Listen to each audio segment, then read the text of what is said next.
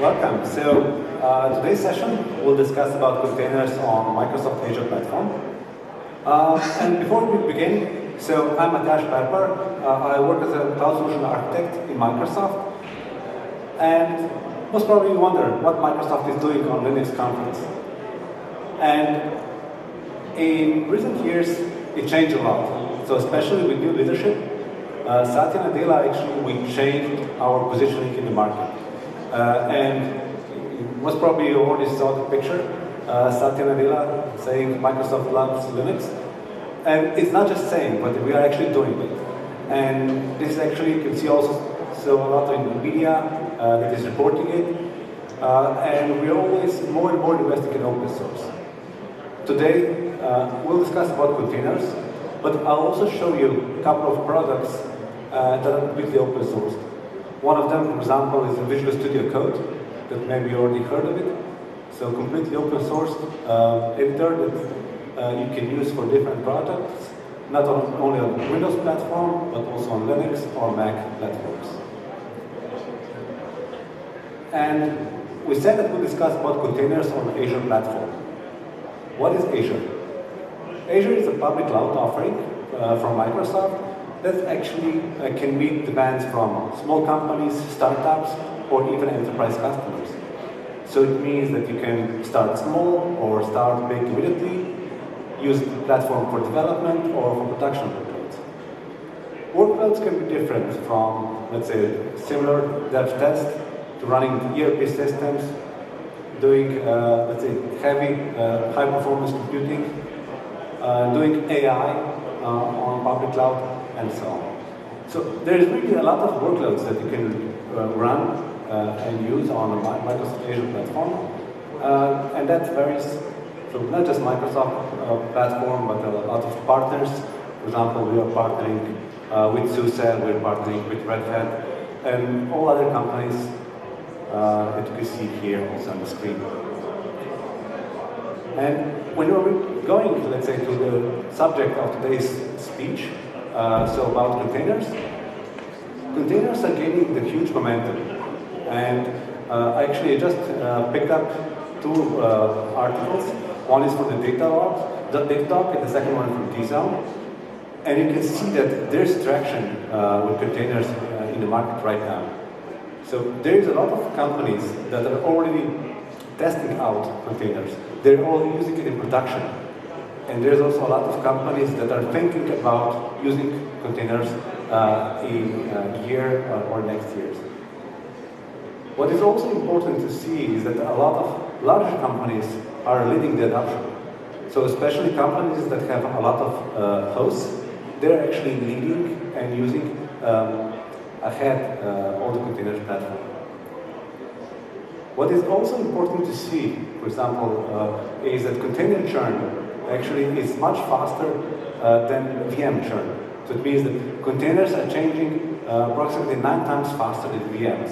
So it means faster than release cycles that we see with the DevOps approach. So to wrap this up, actually, industry analysts all agree that by 2020, more than 50% of enterprises will run mission-critical, containerized, cloud-native applications in production. And today, we are below 5%. So this is a really huge market that will develop and will be really important in the next years. But before we start, so what actually is a container? If we take a simple example of, let's say we have a virtual machine, and on top of it we have two applications that are using the same shared library. Then, throughout the time, we realize that one of the applications have a problem with the shared library, and we need the next version, say version 2. But the second application is not capable of running with the shared library. That's a pretty common problem that we face, and containers actually are helping us here by packaging different solutions altogether, and also giving us deployment mechanisms to upgrade or update solutions independently of each other. If you look at it from a different perspective, so how we are developing containers. It all starts with the developer. The developer will develop the container on his laptop, and when it's ready, it will push it to a registry. This registry can be public one, like Docker Hub, or can be internal one, a private one, like Azure Container Registry. When we have it in the container registry, then we can use the deployment procedures to deploy it to different environments. So this can be deploy processes or manual effort to be deployed. Also, in this simple example, you can also imagine that when we have the push mechanisms to Azure Container Registry, this can be also CI/CD process, so that developer is pushing code to code repository, and then build server is grabbing the code, building, and pushing it to registry. So what else is container? Containers also enable us to define clear boundary between our services, so that each service is independent of each other and has its own life cycle. It can have different technology, one built, let's say, in .NET, different one in Node.js, and so on. And what also containers give us is actually runtime isolation. So this is not something that we do in production, but still it can happen. So we can have production website running on the same host, then we have, let's say, some development workloads. Why? Because we can define how much resources are available for some production website. So if we're defining 2 cores and 4 gigabytes of RAM, that's how much the container will get. So it's very important that we can get runtime isolation per container. So right now we discussed about containers, but where does cloud goes into this picture? For Azure, actually there is a couple of things that's available, and it's actually this set of features actually is getting broader and broader. And if we start with something simple, so first off, we said developer is building a container image. Then this container image needs to run somewhere. The simplest option is actually, for example, to use Azure Container Instance. That actually is our so-called container as a service offering, what it means you don't need any VM, you don't need a setup VM, you don't need to maintain VM and container host. You just have a container and everything else is provided by Azure. Similar offering is also app service at the right side, on the left side. That's actually capable of running containers for web workloads. So I mean, running simple websites directly without any hosts. The most important offering, of course, is Kubernetes, where we named it Azure Container Service, AKS. And this is our managed Kubernetes offering that we'll discuss more in the next slides. But that's also not all. We also have a service fabric that is a container and microservices platform, but it's more meant for Microsoft-oriented companies, so that are using, for example, Visual Studio and are going from Visual Studio developing microservices. And at the end, there are also a lot of third-party environments that are supported and ready directly on Azure platform. Here we're talking about orchestrators like Mesos, OpenShift, Docker Swarm, or Cloud Foundry. So everything is already prepared on Azure, and it's integrated with Azure platform. It can be used immediately.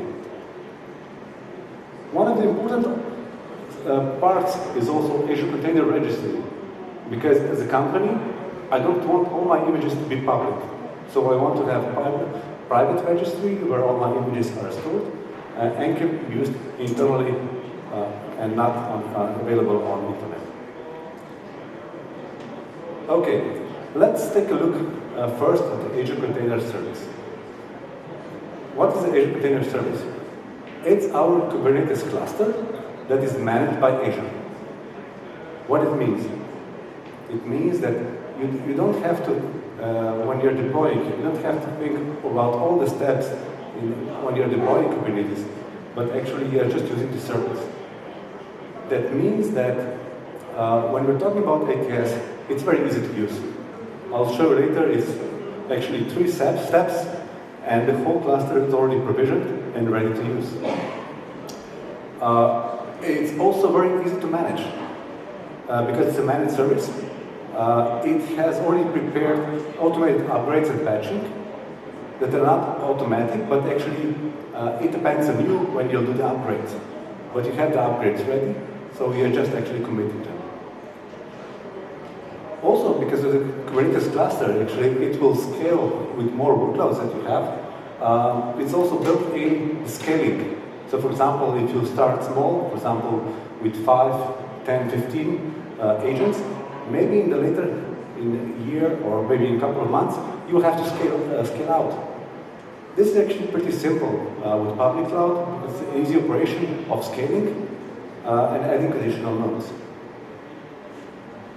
The important part is also self-healing, so control plane, where actually you don't even have to think about the control plane because it's completely managed by Azure platform. And the last and also very important topic is we are using completely open APIs. So this is not Microsoft version of Kubernetes. This is 100% Kubernetes that we're running. If we are comparing, let's say, managed service with, let's say, normal Kubernetes. So normal Kubernetes should consist of control plane, so where we have master nodes, and agents. So the worker roles that are running our images. With Kubernetes that we're deploying as a managed service, as an AKS, this picture changed so that we have only one host control plane that we don't have to manage anymore, but we are just adding agent VMs to scale to our needs. So I already mentioned how easy it is actually to deploy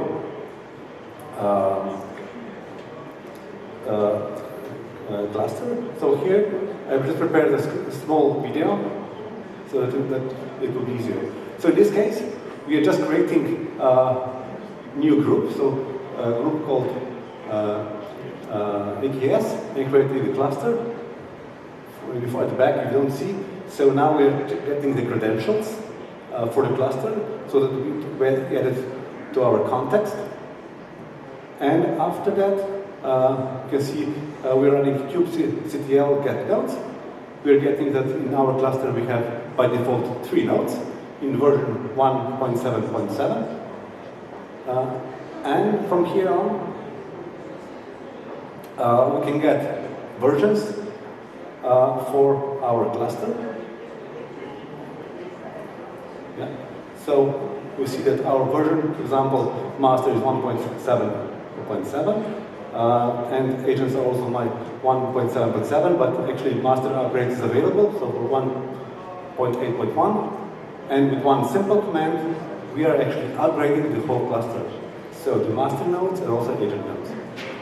So here, okay, so here's the trick. So it's a step forward, so this will take a couple of minutes.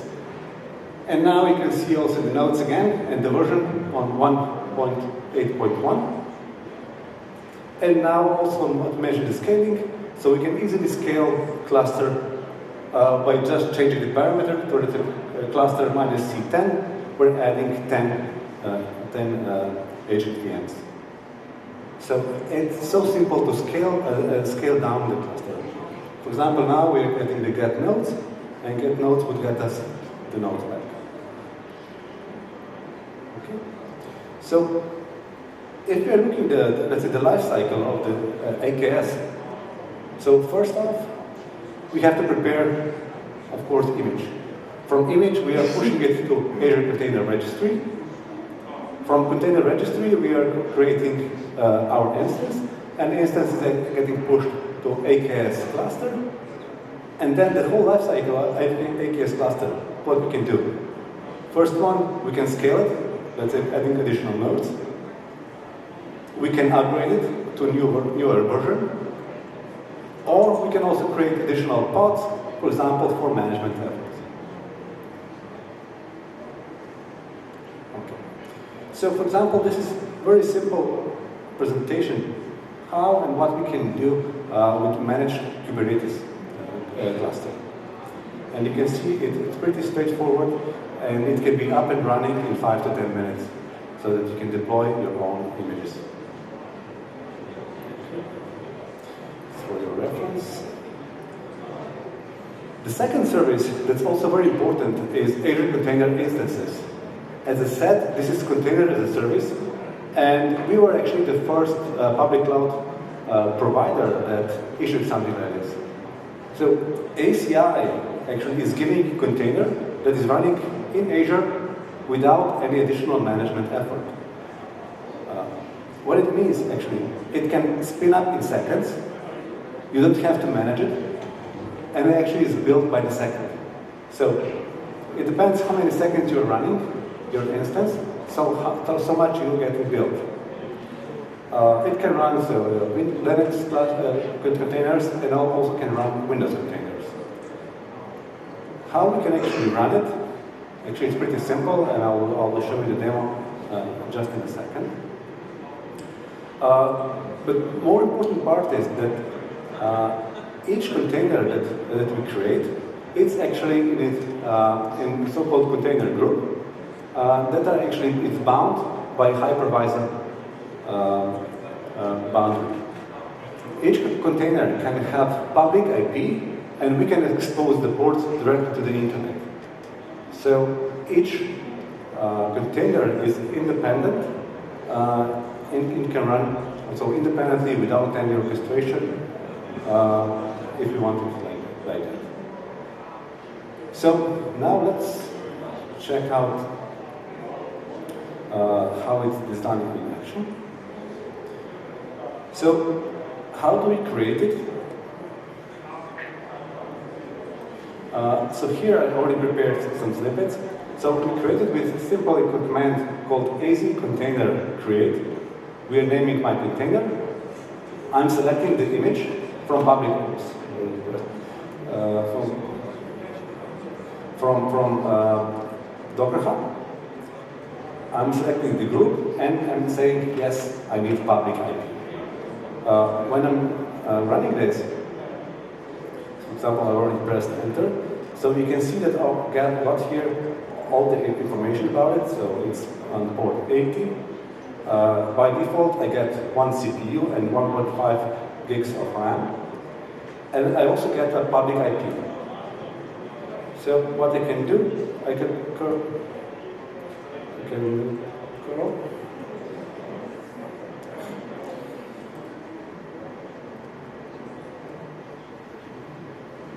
Directly. Or I can also, here we can see the status, it was all still created. You can also open it in a browser, going to that IP address. Okay, voila. And it's a pretty simple scenario, so it doesn't have much of content, it's just plain HTML. And also, in my dashboard,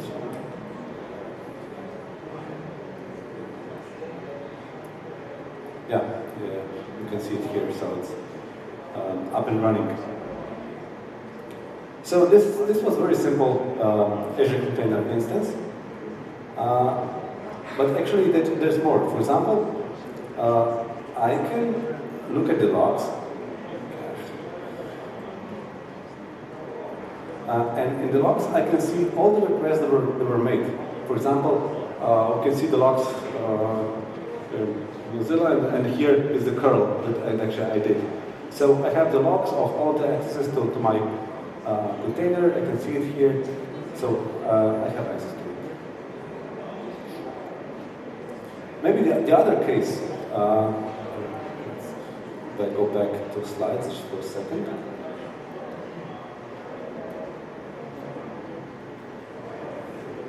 So already mentioned the billing. So billing is actually per second charge for CPU and memory. You can define how many CPUs you need and how much RAM you need. And for example, if you would be running one container, one CPU, 1 gig, it's actually about $62 per month. But what are the scenarios? So it's nice and easy to create it in seconds, but what is the actual scenario, what we're seeing on the market? And we're seeing it a lot in some smaller scenarios, like task automation. For example, we're replacing CI/CD agents, not using VMs anymore, but using containers. Doing some small batch processing directly, or even running some smaller web apps. And for example, in this scenario, so when we mentioned some batch processing, I also have an additional case here to present. And the case is actually, we'll be using word count. And this example is a bit different. So it's a container that is meant to do something, and then it will actually terminate. So it's not meant actually to be running on a longer term, but actually just perform an action and then done, and then it will terminate. So if you run this one, what's actually doing this one? It's a container that's doing word count on a document. So here, in this example, we can directly look at it. Okay. And we can see that the provisioning state is still creating.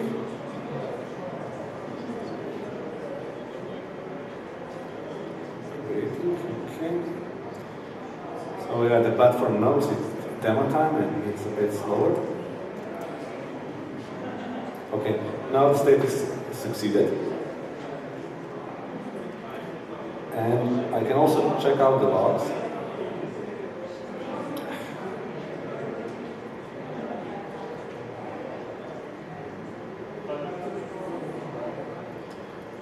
Voila. And you can see that these are the results. I got the results from logs, not on the website, because this container, as we created it didn't have any public endpoints. And you see, we just created it, and we didn't define any public endpoint. The only access to it was using the service APIs, getting to it and getting the results out of logs. Also, this, for example, is an example. What we can also do, for example, in the next example, is the same container, but actually we are providing input parameters. For example, input parameters where give me just top 3 words, where minimum length is 5, and use the Romeo and Juliet paper. So configuring it.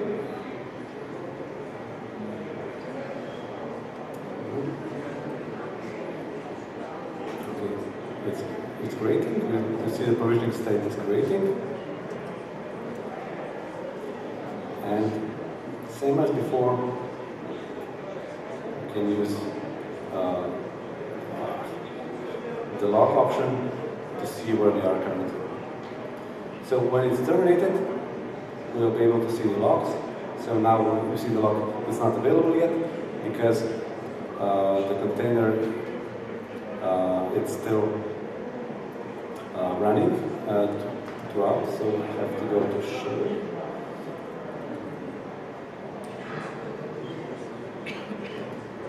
So now the state it's already succeeded, so it means that I can go to logs and I'll see the results here. So now I got the results. So for example, in the whole book, the Romeo is mentioned 177 times, Juliet and Capulet are the second groups. Okay, that was actually pretty quick and simple demonstration of containers. During this time, we created 3 containers that are running independently. So the first one was a simple web page, and the additional 2. And as you can see here, I can manage them through CLI, or I can also go to the web page.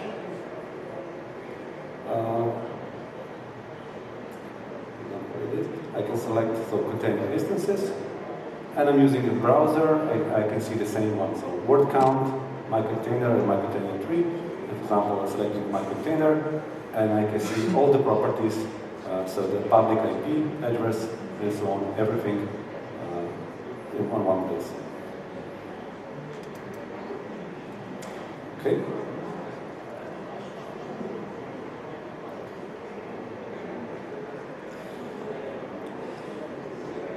Okay, so these were actually the common scenarios. What ACI can do today, so as I already mentioned, so it can run Linux or Windows containers. You can customize settings in the size of how many resources you need. It can expose public IPs. You can mount storage to it, so it can be also a stateful container. You can pass different parameters in it or secrets. And you also can define the restart policy. ACI also has some limits, and these limits are designed like this. So, idea with ACI is that it has to be lean and fast in execution, and we don't want to build additional orchestrator like Kubernetes. So that's why the ACI is defined as quick, and you are not able actually to provide let's say, high availability or rolling updates or maintaining that you will have running more than one replica and so on. These actually are the tasks more for the orchestrator. So, and if you have need for something like this, then you need to select orchestrator and not ACI. So we mentioned two things right now. So we were discussing about managed Kubernetes, and we were talking about ACI, so Azure Container Instance. Out of these two things, these two things are both in production and you can use today. But we are also working on the next steps. So what can we do further? And one of the things is so-called ACI connector for Kubernetes. What it means, currently when we created the ACI, we created it through Azure CLI. Idea here is that if I'm running all my containers through Kubernetes, I want to manage everything through Kubernetes. So I want to have containers that are running in Azure, in ACI, but are managed through Kubernetes. Why? You think why, right? So when we're looking at it, so we have a Kubernetes that works as a great orchestrator. We have the ACI, so Azure Container Instances, that can provide us infinite capacity. So we can create one, or we can create thousands of ACIs in a second. And so the ACI connector brings these two things together. So why? Because when we build Kubernetes cluster, it still has limited capacity. Is it 5 servers, 10, 15, 20 servers? You're still bound by that limit. And always we have some peaks in our environment. For example, if we have some websites that are getting a lot of requests, for example, during marketing campaigns, or you're getting some, for example, DDoS attacks, you need additional capacity. And this capacity can also come from ACI. Idea is that ACI is defined as additional node in your Kubernetes. So it means we are adding infinite capacity into your existing Kubernetes cluster. This is done using so-called ACI connector. And ACI connector enables you so that whenever you will do things, you're doing it through Kubernetes control plane. Let's say that in this case, your cluster is based on three big VMs. You're putting there all your containers. And when it's getting to the limit, or for example, for the peaks, you can easily deploy ACI connector. And ACI connector enables you that you push containers to your Kubernetes cluster, but actually they are actually getting provisioned on ACI environment, and not on your, let's say, hardware, not on your agent VMs. This is done with a project called Virtual Kubelet. It's a new community project, so it's not in production yet. You can check it out on the GitHub. And also it features a lot of the things it can be used currently in Kubernetes and ACI, but also other public providers can use this API to attach to their product. Okay, let's put this into action.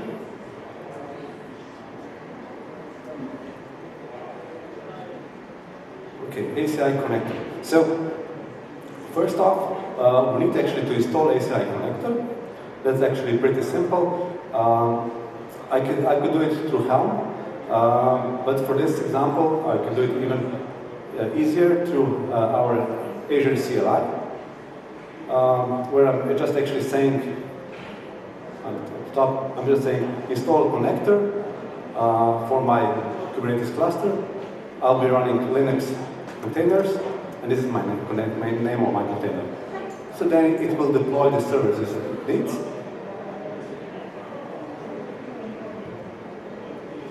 And from then on, so I can check the pods. So we'll be able to see that it created one pod for my ACI connector. And if we are looking at nodes, we will be able to see that I have 3 nodes that are my, let's say, physical VMs, and I have a virtual kubelet, the last.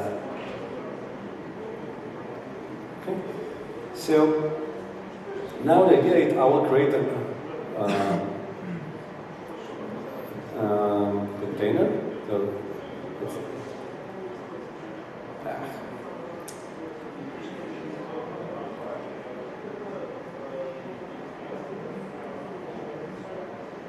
and this container, while I'm defining it, we'll check the syntax, what's inside. I'm defining it because I'm getting additional parameters inside. We can also check that. So ACI connector, virtual kubelets, so it's nothing additional or something that would not be in regular Kubernetes. What we are doing here, we are just saying the node name, please deploy this one to virtual kubelet node. That's the only change that we did. So we can use, it's very simple to deploy. So we just said this instance has to be deployed directly to my virtual kubelet node. And if we, so now it's connected. If we are going back and checking the pods, we can see the hello world, it's running for 49 seconds, and white, we can see that virtual kubelet, virtual kubelet MySQL connector Linux, here it's running, the hello world example, here is running on node. You see virtual kubelet MySQL connector Linux. So because I added it, so it's directly running on my virtual kubelet. So in my ACI component. What's the only limitation right now? As you can see here in the IP, I'm still getting the public IP. So currently, because it's still in development, it doesn't allow us yet to give us the IP that is internal. It's always giving us a public IP. So if I would take this IP, and again, if I would go to browser,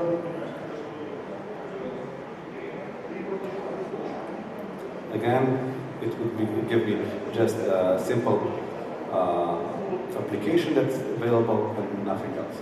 Oops.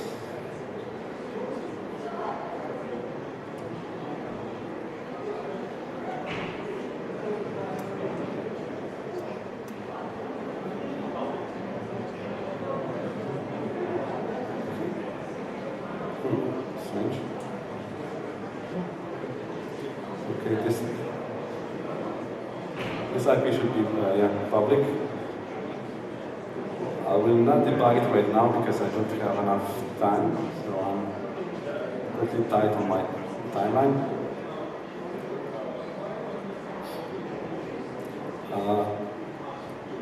Because I would like to show you one more important thing.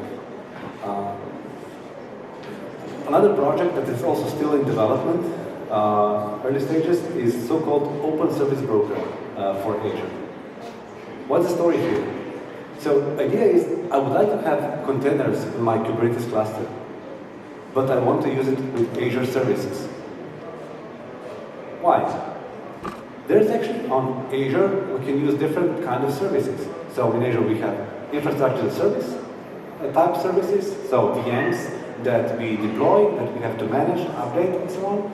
And we have PaaS, platform as a service, services, for example, like SQL database as a service, MySQL database as a service, PostgreSQL as a service, CosmoDB, that's a NoSQL database that is actually compatible with MongoDB. So these are actually example, a couple of services they could use, and you can still use it through Kubernetes. And the benefit is that if you create a container that actually, for example, is meant for data services, it will be easy to create, but all the management and operational efforts will be still on you. So you'll have to create backups for, let's say, your MySQL instance. In that case, so for example, using Azure Data Services, you for data services, you're using PaaS offering, and for your logic, so for the application itself, you're still using Kubernetes and container instances. So actually, it's merging the best things from both worlds together, and it's managed through Kubernetes. So, Open Service Broker for Azure. So currently, it can connect already to a lot of services, mostly on database layer. And it's built on Open Standard, and we deploy it using Helm chart package in our Kubernetes cluster. Currently supported platforms are Cloud Foundry, Red Hat OpenShift, and Kubernetes. How does it look like?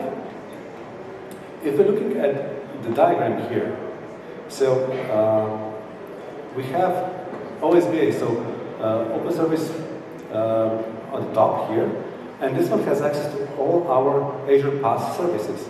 So SQL database, Redis, CosmoDB, PostgreSQL database, and so on. But how we are managing it, we are managing through AKS, so to our Kubernetes managed service. We are calling OSBA and creating the service that you need. So that means that we are creating one definition, executing it in Kubernetes, and we're creating the services outside of Kubernetes on Azure platform. This system will be available also for other environments in the future, but currently, as I said, it's limited to those three. Let's see it in action.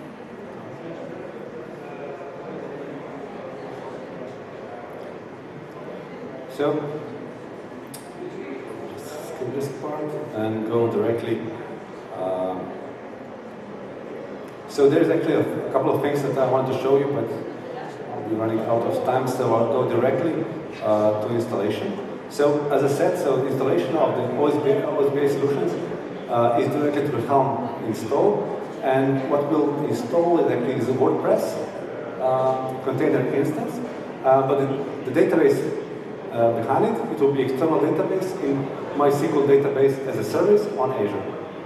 I will run it first, and then I will explain what it does.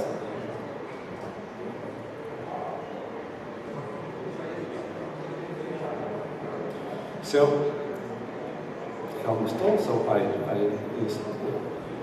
already run it. So now let's first inspect what is this package in Helm Azure WordPress.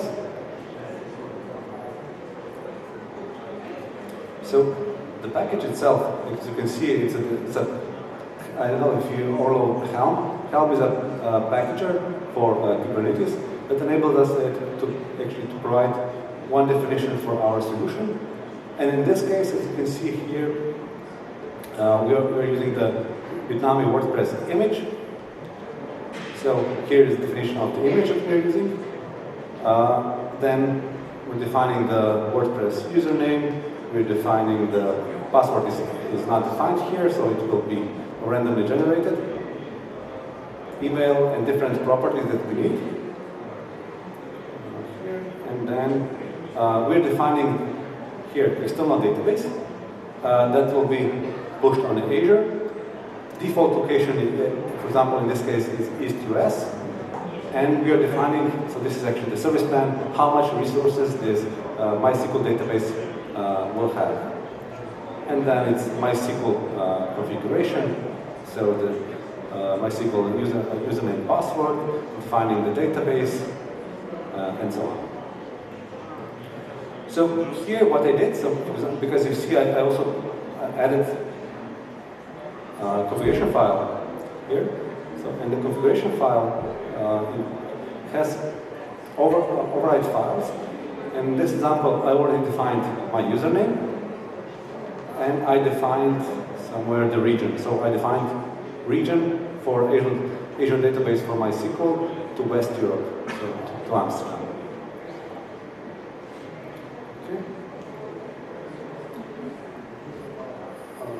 Okay, so now if we are checking the pods,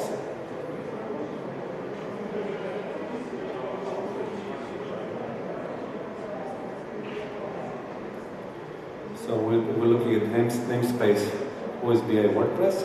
We can see it's still creating it. Why? Because there's dependency, so we cannot create a container until database is created, and we get in the username, password, and database configuration, and then container instance can be created. In the meantime, while we're waiting, as you saw, I didn't create the password. So, and if I didn't specify the password, it means it will be automatically generated. And in this case, I can get all the secrets out, getting the secrets from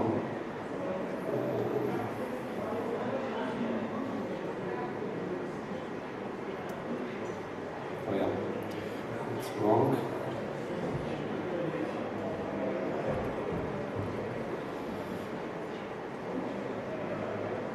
Okay. I made some last minute changes and it's not.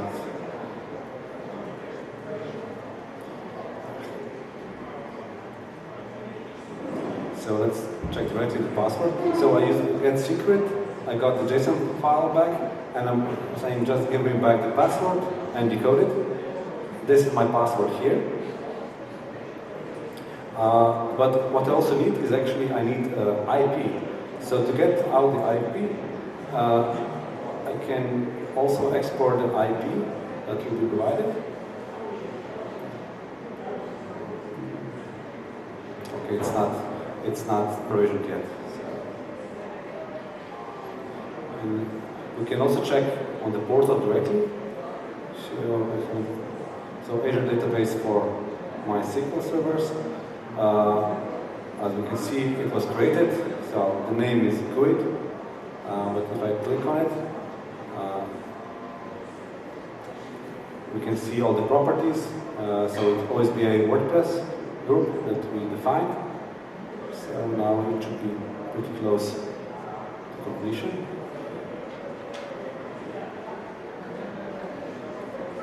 It's not yet.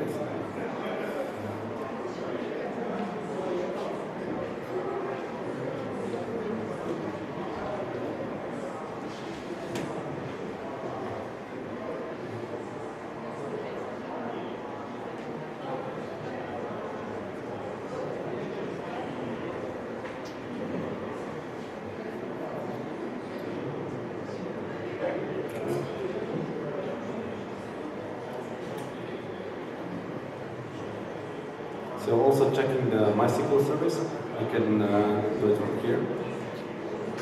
So I'm getting back all the properties for my MySQL database. Now we just have to wait for the service. You can also check it out here. So getting the namespace and for the WordPress. So what we are waiting here is we're waiting for the external IP so that I will be able to connect to the external IP and show you that WordPress is running. While we're waiting, I'll just switch back to the slide. So So in this presentation, what I wanted to show you that Azure has a lot of services actually that are meant for running containers on Azure, and we actually looked just on the infrastructure part. We haven't mentioned anything from the developer's perspective and from the DevOps perspective, but actually just what can run our containers. And we mentioned Azure containers instances, so container as a service. We mentioned Kubernetes, managed Kubernetes service called AKS that can be easily deployed and managed on Azure. And we also mentioned all other partner orchestrator that can run on Azure from OpenShift, then Cloud Foundry and so on. And we also mentioned the so-called virtual kubelet, so ACI connector, and at the end also showed you OSBA connector, so how we can connect to Azure services through Kubernetes. Okay, now let's check if we have the IP. Not yet. Okay, no, we don't have it. Classic. Okay, so we are limited by time, so what we'll do now, so what I forgot to mention, so if you're listening carefully, we'll now do some, let's say, knowledge check, so how good you listen. So if you have time, so just take your phones and go to this URL. It's a Kahoot game. I have here a couple of rewards, so the first one can pick if you'll take a book or a bottle. So the first three will get a reward. The idea is you can go to this http aka.ms/play, and it will open Kahoot interface. Now I'll just jump to Kahoot game. I will create it.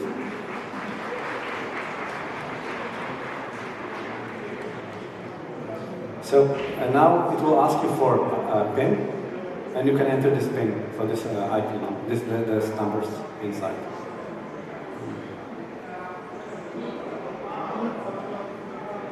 Anyone has problems connecting? Okay, 2, 3, 4 players.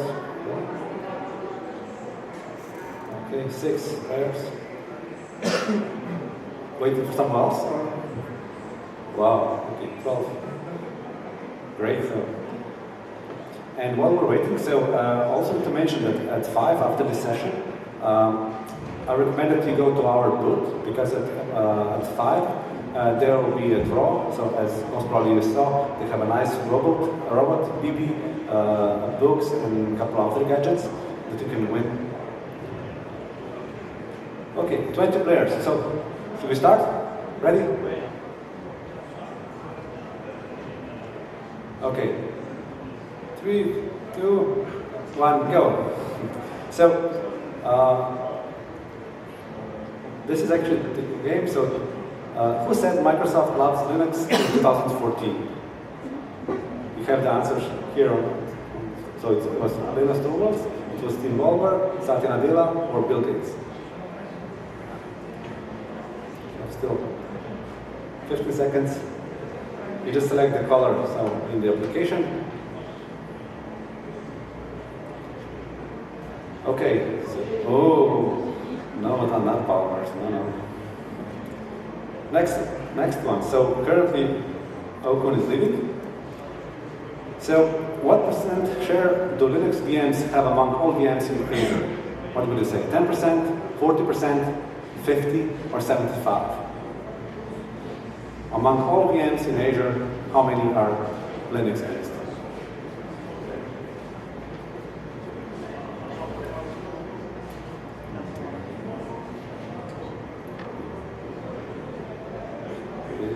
Seven, 6, 5, 4, 3, 2, 1. Let's see the result. It's 40%. Okay, oh, someone is optimistic. So 75. We're not there yet, so but. Okun leading again. Next question. What % of images in Azure Marketplace are based on Linux or open source software? Is it 10%, 32%, 60, or 75? We got 10 answers, 11, 12. So 10 seconds to answer.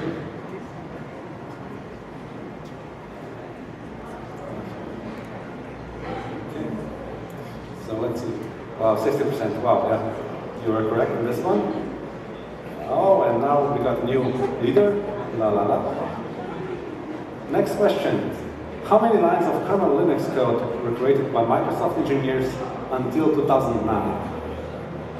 So 1,000, 5,000, 20,000, or 117?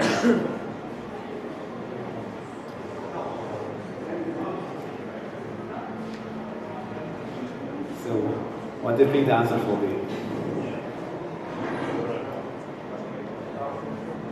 7. Yeah, I gave you a bit too much time, so. Okay, the answers. Yeah, it's 20,000. Yeah, someone's old. The leader, La La La, is still leading the game. Let's see the next one. So, how many job offers in Microsoft contains the phrase open source on today's date? Is it 14, 56, 918, or maybe 1,145? What would you say? So, job offers in Microsoft that are currently open and contains the phrase open source in the job description. Wow, yeah, it's 918 that are currently open. La La, still leading. Okay. Sixth question. So, what open source organization did Microsoft join in 2016? .NET Foundation, SUSE Alliance, Linux Foundation, or Red Hat Tribe?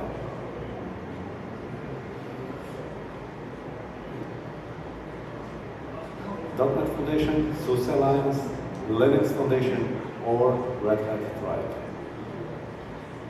Let's see what you answer. We are still waiting for one. Oh, yeah. Yeah, Linux Foundation. Bravo. So you're correct in this one. La La La still leading, so still have a chance. So next question. What best describes Azure Container Service, AKS? Is it Kubernetes for containers on Windows platform? Is it Kubernetes as a service managed by Azure? Or is it maybe Cube coffee machine? Or is it Docker Swarm orchestrator on Azure?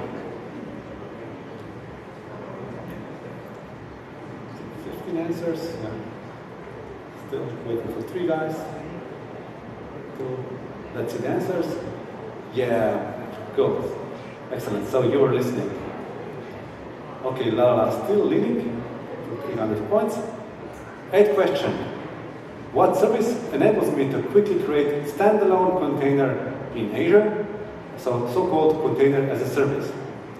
Is it Azure Virtual Machine, Azure Service Fabric, Azure Container Instance, or Azure Container Service? This one can be a tricky one. Let's see who was listening. Azure Virtual Machine, Azure Service Fabric, Container Instance, or Container Service? Bravo, yeah, it's Container Instance, bravo. 10 guys got it right. La La still leading, but actually just for 100 points. So next one, so the last question, let's see. I'm running out of resources in my Kubernetes cluster. What enables me to burst some containers to ACI out of my container, of my Kubernetes? Is it Azure Service Fabric, Apache Mesos, virtual couplets and ACI connector, or this can't be done? So Service Fabric, Apache Mesos, virtual couplets and ACI connector, or this is not possible, this cannot be done. Yeah, bravo. So let's see who is the winner. The first one, oh, Okun, what a return. So Okun, please come to the stage so we can give you the reward. So here's the first one. You can pick the book or at the bottom. So it's your choice. Yeah, congratulations. Sorry. The next one, yeah, lucky loser, la la la. So at the end, oh wow. Congratulations.